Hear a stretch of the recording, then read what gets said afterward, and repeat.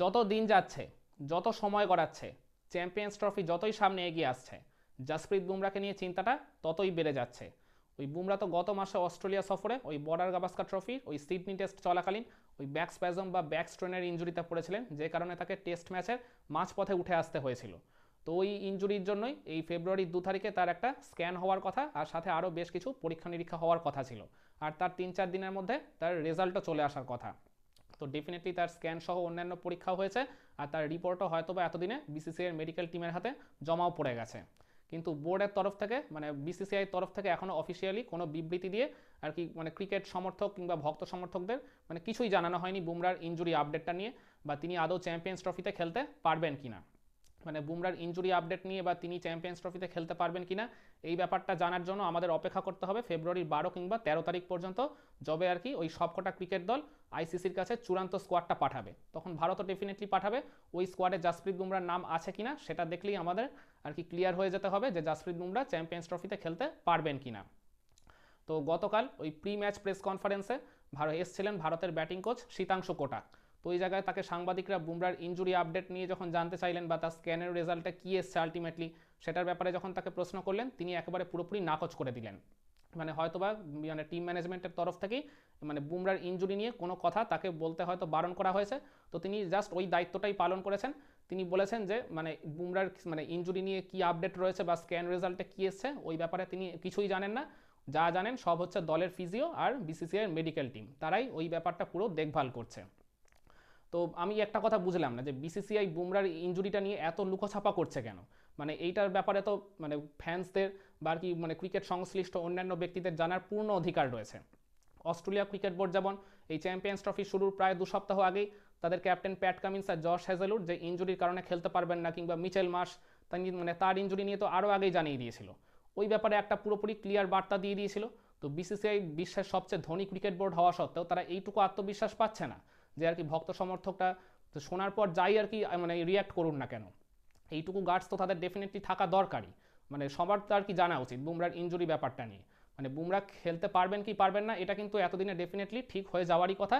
তার ওই স্ক্যান রেজাল্টে কী এসছে বা বুমরার পার্সোনাল ডাক্তার মানে যিনি ওই গত বছর বুমরার ইঞ্জুরি আর কি ওই নিয়ে কাজ করেছিলেন কিংবা সার্জারি করেছিলেন, তিনি হয়তো মানে বুমরাকে যে পরামর্শ দিয়েছেন বুমরা সেটা মেনেই হয়তো চলবেন। মানে একটা ক্লিয়ার বার্তা বা ধারণা কিন্তু ওই জায়গায় তৈরি হয়ে গেছে, সবাই মোটামুটি জানে, কিন্তু মানে ওটাকে অফিসিয়ালি রিভিল করা হচ্ছে না। আবার এদিকে শুনলাম ভারতের বর্তমান হেড কোচ গৌতম গম্ভীর নাকি বুমরাকে নিয়ে একটা নাকি অন্যরকম পরিকল্পনা করেছেন। মানে তিনি নাকি একেবারে বুমরাকে চ্যাম্পিয়ন্স ট্রফিতে নিয়ে যাবেন। মানে বুমরার স্ক্যানের রিপোর্টে যাই আসুক না কেন, তিনি বলেছেন নাকি পাকিস্তান সহ অন্যান্য বেশ কিছু গুরুত্বপূর্ণ ম্যাচেই শুধু বুমরাকে খেলাবেন। মানে গ্রুপের পাকিস্তান ম্যাচ খেলাবে, আর ওই মানে ভারত যদি নকআউটে ওঠে মানে সেমিফাইনাল আর ফাইনালে যদি ওঠে তবেই ওই ম্যাচগুলো বুমরাকে খেলাবে। কারণ তিনি নাকি মনে করেন বুমরা যদি 50%ও ফিট থাকেন তাহলে 100% ফিট থাকা যে কোনো জোরে বোলারের থেকে তিনি ভালো বল করতে পারবেন। হ্যাঁ, গৌতম গম্ভীরের এই কথাটায় যুক্তি রয়েছে ডেফিনেটলি। এই কারণেই তো বুমরা এখন 3 ফরম্যাটে বিশ্বের নাম্বার 1 বোলার। কিন্তু মানে বুমরাকে ইঞ্জুরি পুরোপুরি মুক্ত না করে হঠাৎ করে আমরা ওই রকম চ্যাম্পিয়ন্স ট্রফি যতই আর কি বড় ইভেন্ট হোক না কেন আইসিসি, তো এখানে মানে ওগুলোটি খেলিয়ে দেওয়াটা কি ঝুঁকিপূর্ণ হয়ে যাবে না? তো গৌতম গম্ভীরের এই সিদ্ধান্তের সাথে শুনলাম বিসিসিআইয়ের অনেক উচ্চপদস্থ কর্মকর্তা একেবারেই তারা একমত হতে পারেননি। তারা ওই বুমরাকে পুরোপুরি ইঞ্জুরি মুক্ত না করে কখনোই ওই খেলানোর পক্ষপাতী নয়।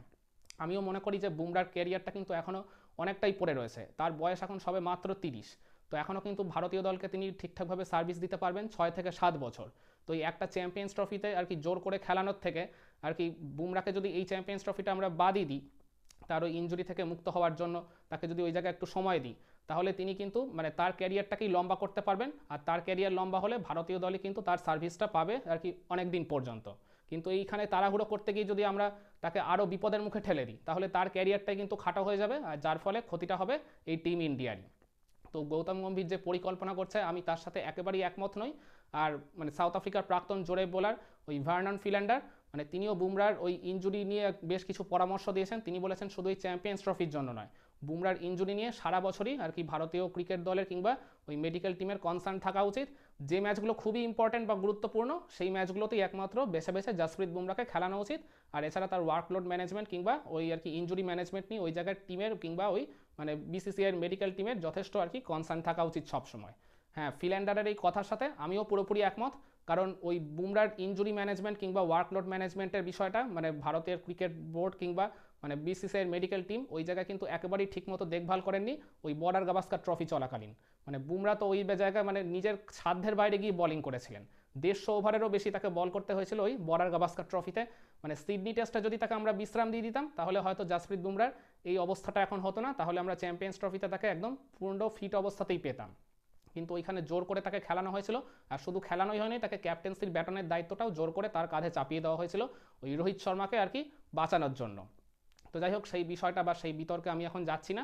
কিন্তু মানে বিসিসিআই যে আমি বলছিলাম শুরুতে, তারা ওই বুমরার ইনজুরি নিয়ে অফিসিয়ালি আর কি আপডেট দিতে ভয় পাচ্ছে, মূলত এই রিজনের জন্যই আমার মনে হয় মানে কি বিসিসিআই মানে অস্ট্রেলিয়া ক্রিকেট বোর্ডের মতো তাদের এত আর কি মানে গার্ডসটা দেখাতে পারছে না।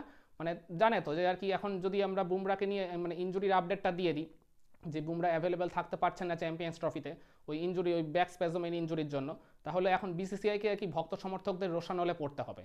মানে সেটা আর কি 2-3 দিন আগে আর কি তারা করতে চাইছে না, ওই যখন অফিসিয়াল আলটিমেটলি স্কোয়াডটা দেওয়া হবে ওই 12 কিংবা 13 তারিখে, তারপরে তো আর কি সবাই জানতে পারবে, তারপরে আর কি যা হবার সেটা দেখা যাবে। মানে বিসিসিআই এইরকমই আর কি ভাবনা চিন্তা করে মানে বুমরার ইনজুরিটা নিয়ে তারা ক্রমাগত লুকোছাপা করে যাচ্ছে যতদিন পর্যন্ত এই ব্যাপারটাকে আটকে রাখা যায়। কিন্তু একদম ভেতরের সূত্র বা একদম বলতে পারেন বিশ্বস্ত সূত্র মারফত আমি যেটা জানতে পেরেছি, মানে বুমরার ইনজুরি আপডেটটা নিয়ে কিন্তু খুব একটা ভালো খবর নেই। মানে বুমরার চ্যাম্পিয়ন্স ট্রফিতে খেলতে পারবেন না, ওই যতই আর কি কোচ গৌতম গম্ভীর এরকম উদ্ভট ডিসিশন নিক না কেন। তো ওই জায়গায় বিসিসিআইয়ের যেহেতু উচ্চপদস্থ কর্মকর্তারা কিংবা ডিসিশন মেকিংয়ের গ্রুপে যারা রয়েছেন তারা বেশিরভাগই মানে গৌতম গম্ভীরের ওই রকম মানে ইম্পর্টেন্ট ম্যাচগুলো বেছে বেছে খেলাবে এইটার ব্যাপারে একমত নয়। তো যার ফলে চ্যাম্পিয়ন্স ট্রফির পুরো টুর্নামেন্ট থেকেই জাসপ্রীত বুমরাকে হয়তোবা ছিটকে যেতেও হতে পারে। ইভেন ওই আইপিএলের শুরুর দিকেও কয়েকটা ম্যাচে হয়তো বুমরা নাও খেলতে পারেন, ওই হয়তো প্রথম 2 সপ্তাহ তাকে মাঠের বাইরে থাকতে হতে পারে তার ইনজুরিটা পুরোপুরি রিকভার করার জন্য। তো যাই হোক, জাসপ্রীত বুমরা দিন শেষে খেলতে পারুক কিংবা না পারুক, আমাদের তো এগিয়ে যেতে হবে। আমাদের তো ওই জায়গায় বাকি পেস বোলারদের নিয়ে কাজ চালাতে হবে। বুমরা একা তো পেস বোলার আছেন আমাদের স্কোয়াডে সেরকম তো নয়, বুমরা ছাড়াও আরও অনেক কিন্তু ট্যালেন্টেড পেস বোলার রয়েছে। মোহাম্মদ শামি রয়েছে, আশদীপ সিং রয়েছে, নতুন আসা হর্ষিত রানা রয়েছে, হার্দিক পান্ডিয়া রয়েছে, এদের উপরই আমাদের ভরসা করতে হবে। এরা কি পারবে না ভারতকে একটা এই চ্যাম্পিয়ন্স ট্রফি জেতাতে? মানে বুমরাকে ছাড়া যে আমরা মানে কোনো বড় টুর্নামেন্ট জিততে পারবো না, এটা তো আর কি বিষয়টা মোটেই নয়। হ্যাঁ, বুমরা খেলতে পারলে ডেফিনেটলি ভারতীয় দলের জন্য একটা অ্যাডভান্টেজ হতো। ভারত অনেকটাই আর কি কাগজে কলমে এগিয়ে থেকে মানে যে কোনো প্রতিপক্ষের বিপক্ষেই ম্যাচ শুরু করতে পারতো। বুমরা না থাকাটা ডেফিনেটলি ভারতের জন্য অনেক বড় একটা সেটব্যাক, আর প্রতিপক্ষ দলগুলোর জন্য অনেক বড় একটা বাড়তি অ্যাডভান্টেজ। কিন্তু জাসপ্রীত বুমরাকে ছাড়াও আমাদের কিন্তু লড়তে শিখতে হবে, লড়াই করে জিততে জানতে হবে। তো আপনারা কি মনে করেন জাসপ্রীত বুমরার এই ইনজুরির জন্য তিনি যদি শেষ পর্যন্ত চ্যাম্পিয়ন্স ট্রফিতে সত্যিকার অর্থেই না খেলতে পারেন, তাহলে এর দায়টা ঠিক কার হবে? ভারতীয় ক্রিকেট বোর্ডের নাকি ভারতের বর্তমান টিম ম্যানেজমেন্টের? কমেন্ট করে আপনার মতামতটা জানাবেন নাকি?